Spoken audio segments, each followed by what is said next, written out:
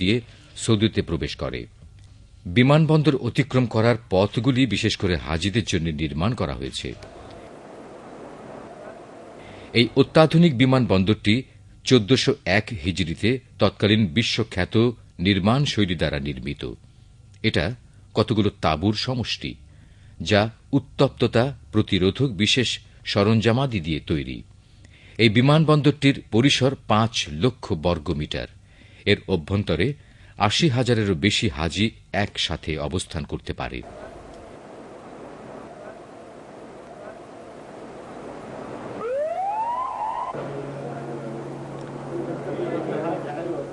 এই বিমানবন্দরটি হাজিদের আপ্যায়ন ও বিশ্রাম কার্য সহজীকরণ এবং হাজিদের প্রবেশ কার্যবিধি সম্পন্নকরণের প্রয়োজনীয় সেবায় নিয়োজিত থাকে, যাতে করে তারা নিরাপদে মক্কা ও মদিনায় পৌঁছতে পারে। হাজিগণ হজ মিশনের মাধ্যমে দলবদ্ধভাবে যৌথ ভ্রমণ প্রমাণাদি সহ অথবা ব্যক্তিগত পাসপোর্ট প্রদর্শনের মাধ্যমে অবতরণ করবেন।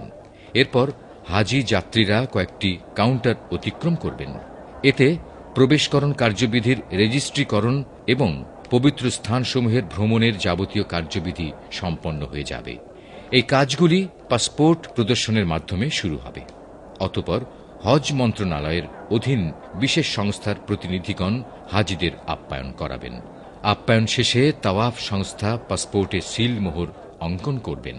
এই সংস্থা হাজিদের সার্বিক দায়িত্ব গ্রহণ করবেন।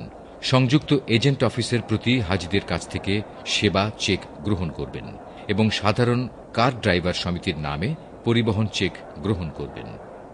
হাজিগণ তথা এজেন্ট যে সীমিত পরিমাণ টাকা প্রদান করবেন, তাতে তাদের উপর কোনো প্রকার জুলুম করা হবে না। প্রদত্ত টাকা মক্কা মোকাররমা, মদিনা মুনাওয়ারা এবং পবিত্র স্থানসমূহে ভ্রমণ সেবার বিনিময় হিসেবে ব্যয় হবে।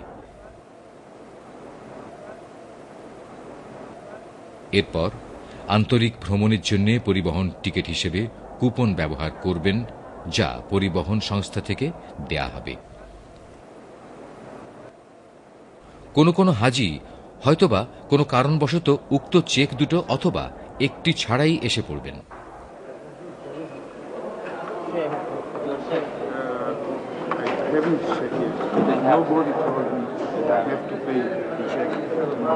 Okay, now we will take your passport and you go outside and you give a small card and you take your passport. Yes, take it from outside. And হাজি ব্যক্তি তার পাসপোর্টের সঙ্গে পার্সেলও গ্রহণ করবেন এবং তাকে বাইরে বিশ্রামাগারে তা সহ প্রেরণ করা হবে।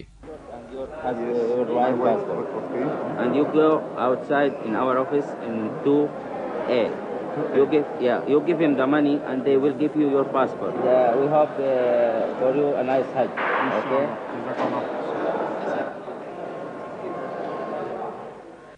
হাজিগণ সর্বশেষ যা অতিক্রম করবেন তা হল কাস্টম তল্লাশি।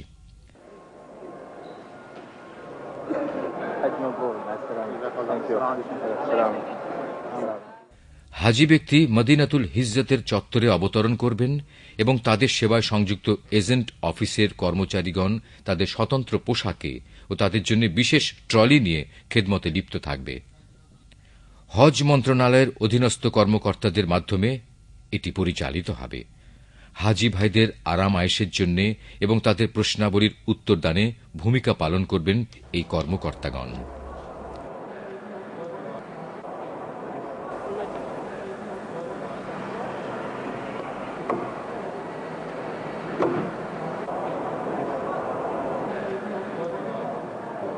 يا خمسة فواحد معاك.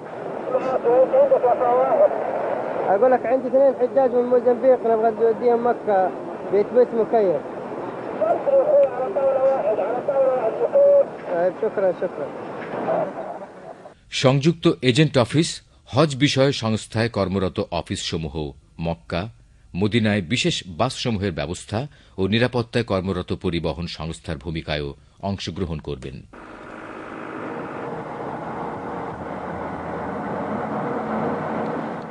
হজযাত্রী বহনকারী মক্কা অভিমুখী বাস হজ মন্ত্রণালয়ের অধীন আপ্যায়ন কেন্দ্রে বিলম্ব করবেন এবং সেখানে হাজিগণ বরকতপূর্ণ জমজমের পানি পান করবেন।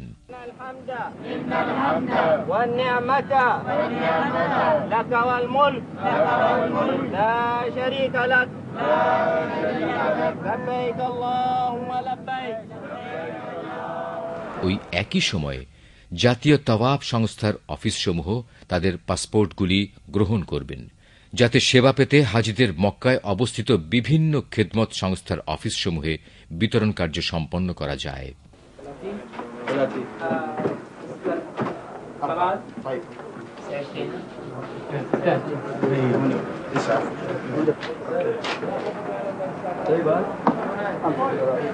مكتب 9 مكتب 9-1 مكتب 8-2 الباقي على مكتب 40। এরপর সংস্থার প্রতিনিধি হাজিদের মক্কাগামী বাসে সহযাত্রী হবেন। প্রত্যেক হাজিদের তার দায়িত্ব বহনকারী সেবা সংস্থায় অর্পণ করবেন। মক্কায় অবস্থিত তাওয়াফ সংস্থাগুলি হাজিদের সফরের কার্যবিধি শেষ না হওয়া পর্যন্ত তাদের পাসপোর্ট সংরক্ষণ করবেন এবং বাড়ি ভাড়া নেয়ার ব্যাপারে সহযোগিতা করবেন। মক্কায় অবস্থিত তাওয়াফ সংস্থাগুলি হাজিদের সফরের কার্যবিধি শেষ না হওয়া পর্যন্ত তাদের পাসপোর্ট সংরক্ষণ করবেন এবং বাড়ি ভাড়া নেয়ার ব্যাপারে সহযোগিতা করবেন। হাজিগণ যাতে হারিয়ে না যায় সেই জিম্মাদারি গ্রহণ করা এবং তার সংস্থায় পরিচিতি সহজ পদ্ধতি হিসেবে উক্ত সংস্থার নাম ও ঠিকানা সংযুক্ত স্টিকার দিয়ে চিহ্নিত করা হবে।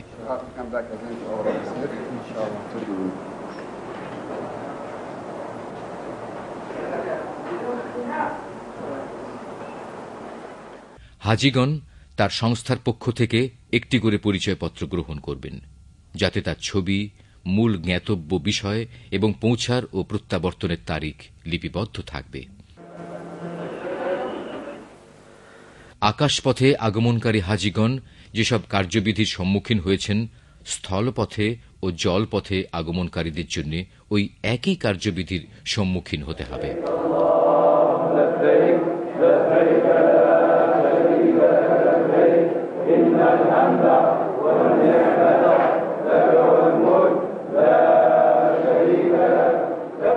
প্রিয় হাজি ভাইগণ, পবিত্র মক্কা মুকাররমা এমন একটি স্থান যেখানে আল্লাহর সম্মানিত পবিত্র ঘর কাবা অবস্থিত। এখানেই আল্লাহ রসুলের উপর ওহী নাজিল শুরু হয়েছে। আল্লাহ তাআলা এই নগরীকে মহাসম্মান দান করেছেন, পুণ্য এবং নিরাপত্তার অবস্থানে পরিণত করেছেন। اللهم إن هذا الحرم حرمك والبلد بلدك والأمن أمنك والعبد عبدك. جئتك من بلاد بعيدة بذنوب كثيرة وأعمال سيئة، أسألك مسألة المضطرين إليك والمشفقين من عذابك، أن تستقبلني بمحض عفوك، وأن تدخلني فسيح جنتك جنة النعيم.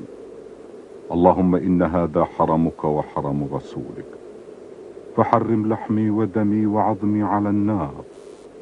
اللهم آمني من عذابك يوم تبعث عبادك. أسألك بأنك أنت الله لا إله إلا أنت الرحمن الرحيم، أن تصلي وتسلم على سيدنا محمد وعلى آله وصحبه تسليما كثيرا أبدا. صحيح ماشي هذا بتسويها محمد ممنوع هذا ليه؟ المخزونات الإحرام يا ابن الحلال معروف لبست الإحرام خلاص ما يجوز لك إنك تضع. الله يبارك الله فيك جزاك الله خير. استعمال الطيب সুগন্ধি ব্যবহার নিষিদ্ধ বিষয়াবলীর অন্তর্ভুক্ত। এহরাম অবস্থায় হজ ও ওমরা পালনকারীর উপর যা করা নিষিদ্ধ তা হল এই: মাথা বা শরীরের যে কোনো অংশের লোম উঠানো, হাত পায়ের নখ কাটা, সুগন্ধি ব্যবহার করা, হাত মোজা ব্যবহার করা, শাহাওয়াতের সাথে স্ত্রীর সঙ্গে অবস্থান করা, বিবাহ বন্ধনে আবদ্ধ হওয়া, কোন প্রাণী শিকার করা এবং সঙ্গম করা। যে ব্যক্তি এহরাম অবস্থায় সঙ্গম করবেন তার হজ বাতিল বলে গণ্য হবে। এমতাবস্থায় যে মক্কায় কাটাবে এবং পরবর্তী বছর কাজা হজ আদায় করবেন। এছাড়াও একটি